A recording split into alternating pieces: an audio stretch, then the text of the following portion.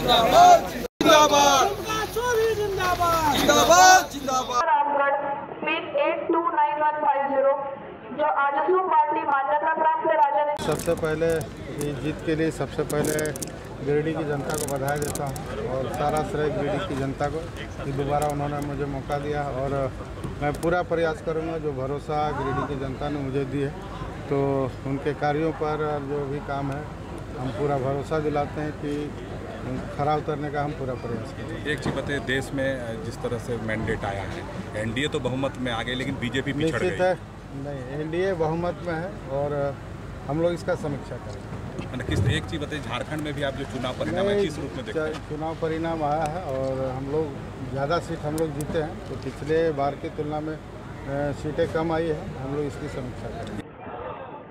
देखो, हम कोई एक सीट के लिए चुनाव लड़ नहीं रहे थे, लेकिन आजसू पार्टी का एक दायित्व था, हमारा सीट था, तो निश्चित रूप से ये सीट हमारे लिए महत्वपूर्ण था और इस सीट को हमने बड़े ही बेहतर ढंग से ऑर्गेनाइज रूप से हम सभी भारतीय जनता पार्टी आजसू के सभी कार्यकर्ता मिलकर इस चुनाव को हमने लड़ा और जनता का आशीर्वाद हमें प्राप्त हुआ है। लेकिन जो जीत का मार्जिन था पिछले ये पूरे देश में है। मैंने अभी ये कहा, प्रधानमंत्री जी के जीत का मार्जिन भी कम हुआ है।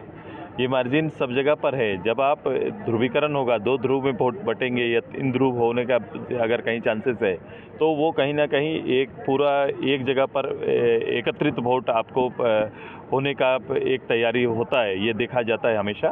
तो वही हुआ है आज, जो अंतर जो भी आया है वोट के डिवाइड होने से ये अंतर जरूर नीचे आया है। जयराम महतो कितना फैक्टर है आपके? मैं मथुरा बाबू को बहुत रहे हैं इस चुनाव में और हमारे जितने रहे हैं वो कॉन्टेस्ट सामने आके दिए हैं, बड़ा शालीनता से चुनाव लड़ा है। मैं उनको भी बधाई देता हूँ अपनी ओर से।